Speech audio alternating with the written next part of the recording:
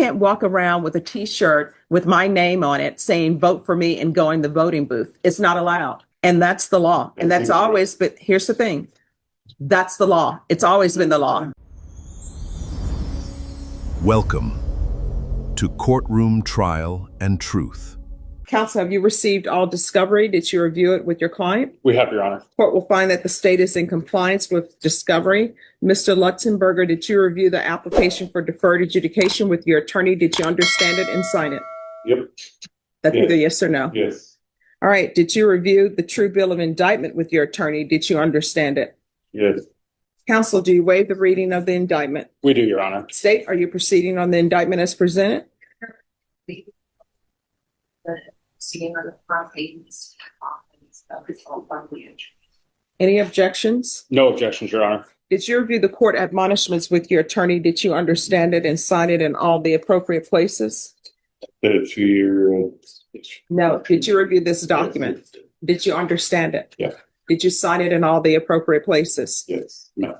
The state is proceeding on the lesser included offense of assault bodily injury as a Class A misdemeanor. The range of punishment is anywhere from a $4,000 fine and up to 1 year in the Bexar County Jail. Did you understand? Yes. If you have a plea with the state, the court does not have to follow your plea.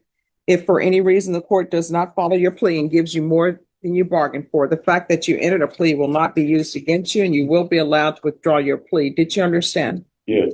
You have a right to jury trial, a right for you or your attorney to cross-examine and confront any witnesses the state will call and the right to remain silent. By entering this plea, you're giving up those rights. Did you intend to give up those rights and enter into a plea in this case? Yes.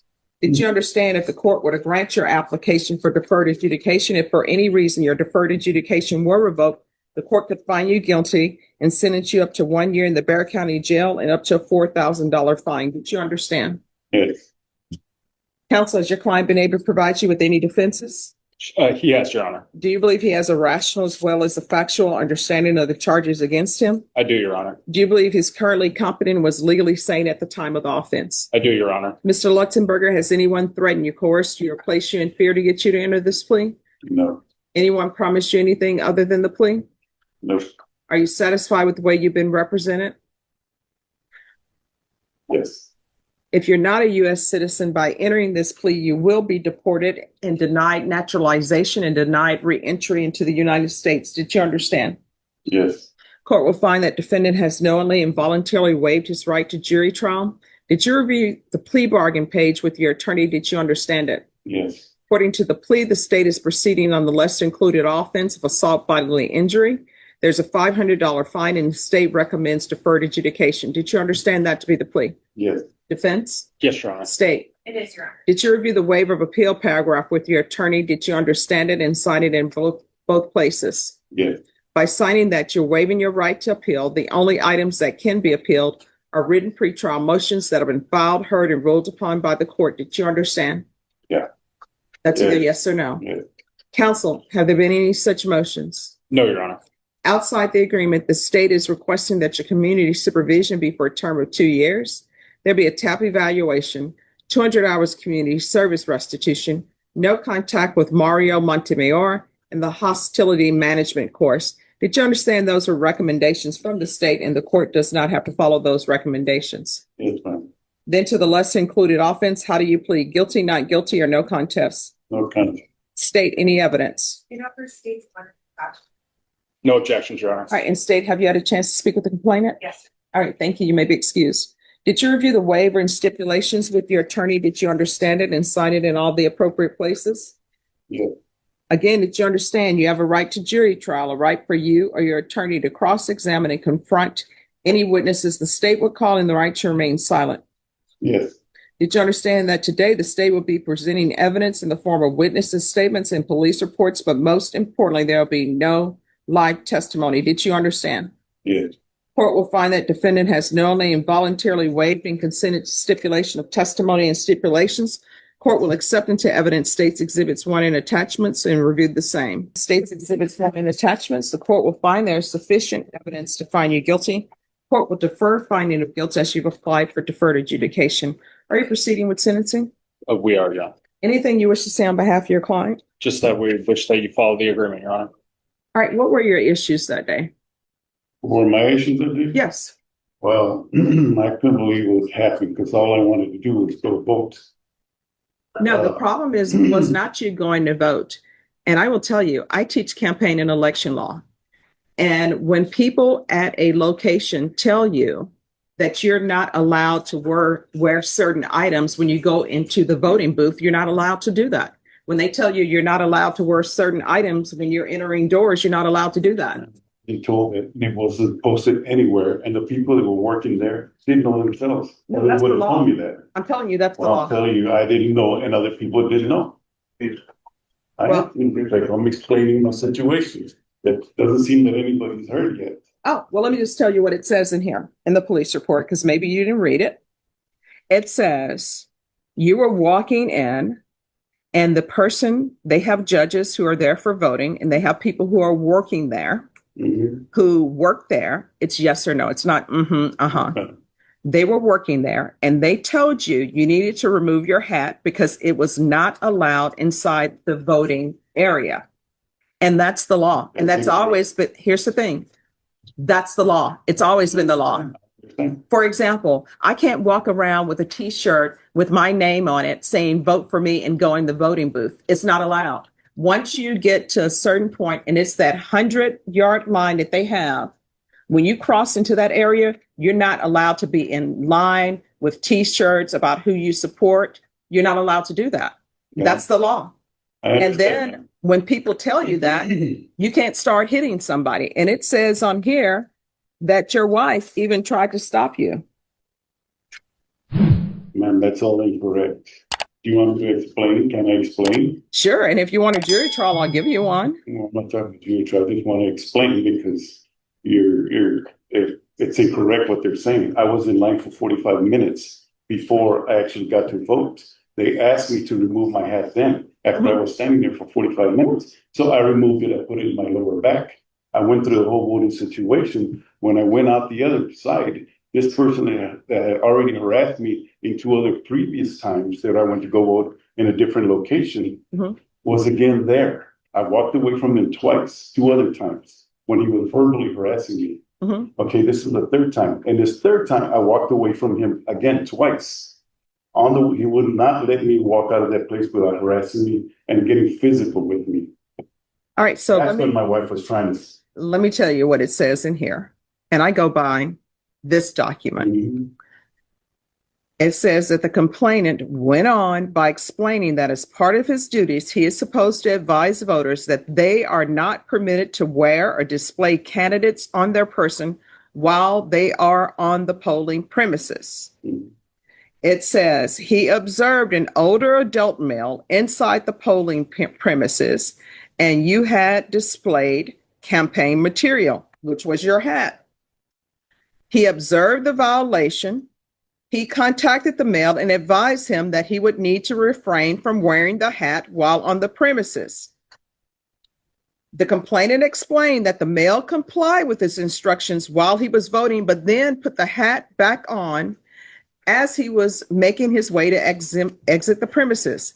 At the time, the male was still inside the building and clearly well within the premises.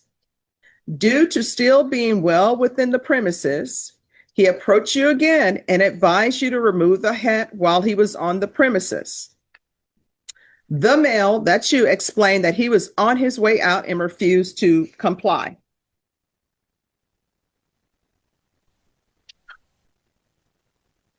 And it says, he began to follow you and told you again to remove your hat. And as you were about to exit, you struck him on the chest and facial area several times with your fist, causing him pain and discomfort. And then it says, another witness and your wife began telling you to stop. And then that's when you left. I don't know why when people go to places, how hard it is to follow instructions. When they say you can't do something, you can't do it. And if you want to complain about it, complain to your legislature. If you want to wear campaign materials inside a location while you're voting, if you want to wear it within the 100 lines, because they have those lines marked with a white, sometimes yellow line. If you want to do that, then you need to write your legislator and say, look, you need to change these rules because I want to wear my campaign gear inside the area while I'm voting. But for now, you're not allowed to do that. And you need to follow the rules. How old are you? Or All right, you're 64 and you're up here fighting at and I don't even call it fighting because it doesn't say that he ever even hit you back. yeah, of course. And so you're up here fighting with somebody who's just trying to do their job, help people come in and vote and go on your merry way. And they're not even paid enough money for somebody to be hitting on them. So it appears to me you do have anger issues. No, I don't have any. Like I said, I walked away twice, and in the situation, I walked away twice. To say anything in there where he followed me all the way and he screamed in my ear. I have hearing difficulties from my time in the military. I didn't hear what he was saying. I was walking out, and he was quite a ways. Did he not tell you to remove your campaign gear No, and that you were not allowed That was- in the area? that was after the fact when I had already gone out. I was in the library section already. Let me just tell you, within that 100 line, you are not allowed to wear campaign gear. Now, if you're saying what's being said is untrue, then you need to set this for a jury trial because I go specifically by what's in the police reports. And there's a reason why this says waiver consent to stipulation of testimony and stipulations. You know what that means? That means that everything is in this document. You're stipulating that it is true and correct. And this is what it says. I, Jesse Luxemburger, do hereby judicially confess and admit that I intentionally and knowingly in Bexar County, Texas, on or about the 24th of October, 2024, did intentionally and knowing cause injury to the complainant by striking the complainant with the hand of the defendant and by pushing the complainant with the hand of the defendant. That's, you stipulated to that and said it's true.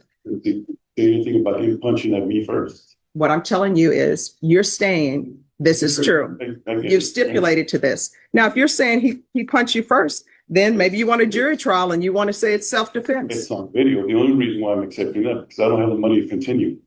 Or of course I would defend myself. All right, does he want a jury trial? No, we're accepting the plea.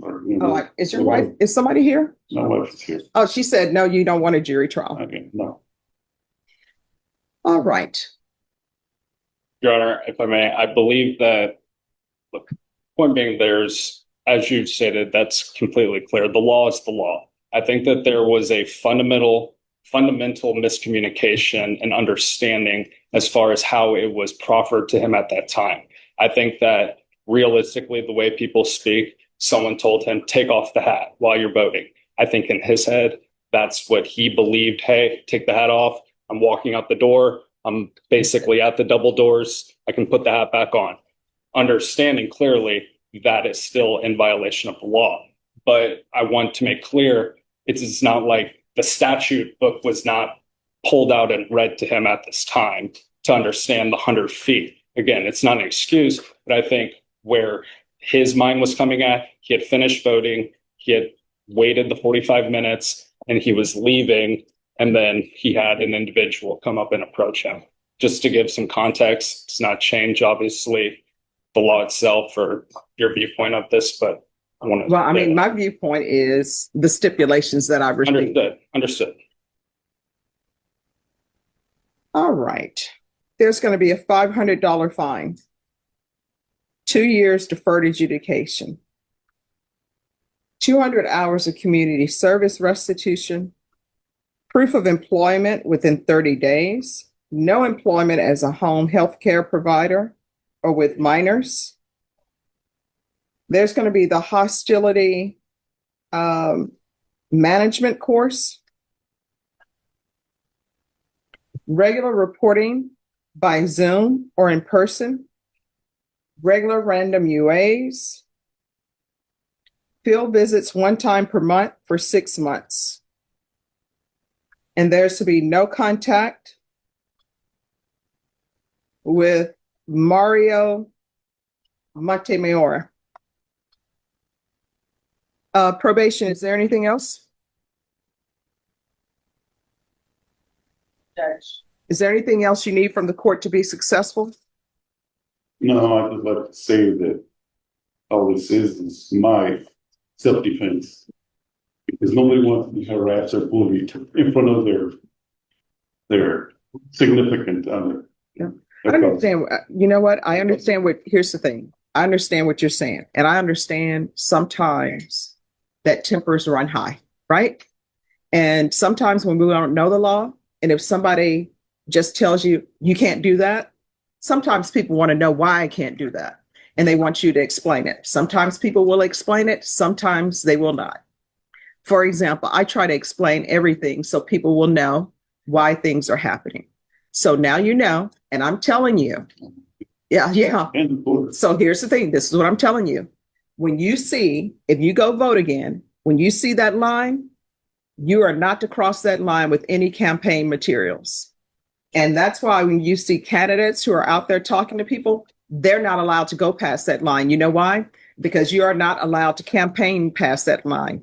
And wearing T-shirts or any type of hats or anything for whatever candidate you support, whether you say anything or not, that's considered campaigning. And legally, you're not allowed to do that. And if people want to change the law where they can wear their campaign shirts or whatever beyond that line, you have to do that with your legislator. My job is just to follow the law. You understand? Mm-hmm. Yes, ma'am. This happened in Georgia and it happened in South Carolina, I think, and the people still got to go and went on their way. Well, this Texas. Yeah. All right. Did you review the document entitled Trial Court Certification of Defendant's Rights to Appeal with your attorney? Did you understand it and sign it? Yes. All right. Because this is plea bargain agreement, because I followed your plea bargain agreement, and because you waived your right to appeal, you do not have the court's permission to appeal. Do you understand? Yes, ma'am. All right. Ms. Abrams will speak to you. Court is calling 2022 CR 2010, State of Texas versus Houston, Dwight Stewart. Could I have parties announced for the record for the state? Maura Gomez on behalf of Mr. Stewart. And are you Houston Stewart?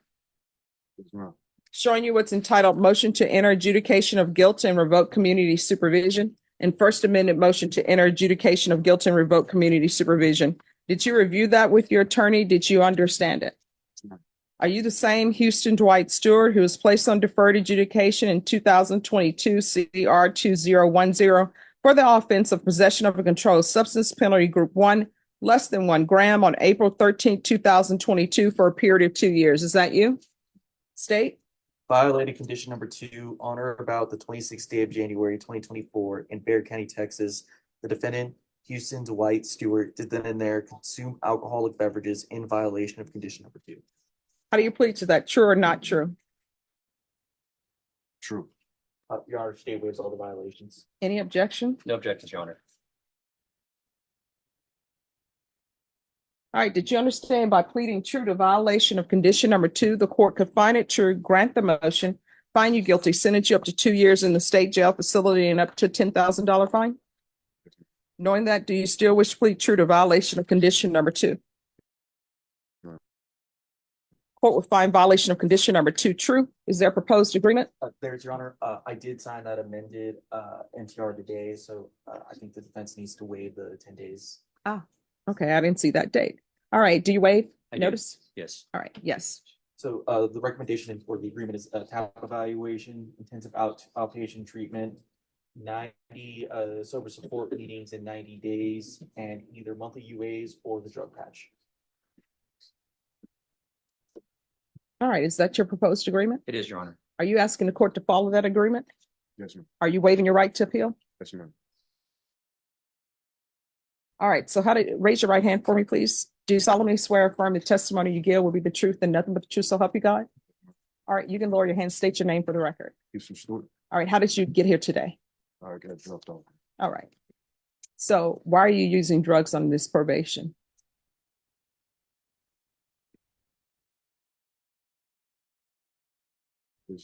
This current positive testing, I was just a little stressed out, so I did take a.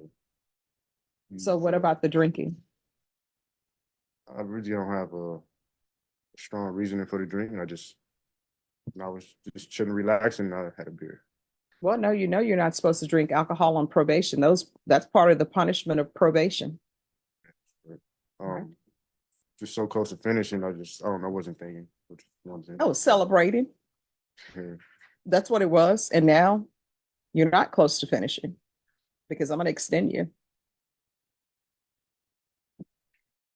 And you know why I'm extending you? That's part of punishment. It's no rehabilitation associated with that. That's part of punishment because when you finally finish something or you're close to finishing something, you're supposed to take stock and say, okay, how did I end up here? And you know what? I'm going to make sure that I don't end up back here. And instead, you didn't take stock. Instead, it's like, woohoo, I'm free. I can do whatever I want to. And you can't. All right. This is what the court will do. Court is going to deny the motion.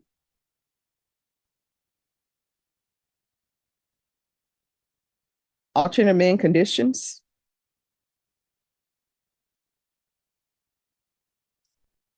To include the following. There's to be no driving until further notice. Extend 3 months. So was that alcoholic beverage worth 3 more months? No. There's to be 90 sober meetings in 90 days. TAP evaluation. And follow TAP recommendations, but we'll start with intensive outpatient treatment. All right. You can either do monthly UAs or either you can have the drug patch. Drug patch gives you a little bit more freedom. They just put a patch on you, and that patch will determine whether or not you've taken any illegal substances or substances at all, but the patch costs more. Go with the monkey. All right. There's to be random monthly UAs. Probation, is there anything else? All right, is there anything else you need from the court to be successful? All right, we can go off the record. Here's the thing. Fiesta time is coming up. People love to celebrate Fiesta, and they celebrate it sometimes by drinking a lot because every booth you pass, they have alcohol. You are not allowed to drink alcohol while you're on probation. If you don't like those rules, you need to write your legislature and say, hey, could you change the rules and allow people to drink alcohol when they're just chilling at their home? Until that's done, those are the rules. You understand? Yes, ma'am. All right. If you need anything, let us know. Good luck to you. Judge Stephanie Boyd wasn't buying it. Jesse Lutzenberger, a 64-year-old military veteran, stood before her, claiming he only acted in self-defense after being harassed at a polling place. He said an election worker followed him, screamed in his ear, and even punched him first. But Judge Boyd had the police report and his own signed stipulation. "Did you review this document? Did you understand it?" she asked. He said yes. Then she read his confession aloud. He intentionally struck the complainant. She held up the paper like a smoking gun. "You stipulated to this," she repeated. His self-defense story crumbled in seconds. The judge wasn't interested in excuses. She reminded him that election laws are clear. No campaign gear within 100 feet. When they say you can't do something, you can't do it, she fired back. She noted his wife even tried to stop him. "It appears to me you do have anger issues," she declared. When he tried to explain, she cut him off. "If you want a jury trial, I'll give you one." He backed down. She imposed 2 years deferred adjudication, a $500 fine, 200 community service hours, and anger management. Then she delivered the final blow. "Now you know." The message was clear. Follow the rules or face the judge.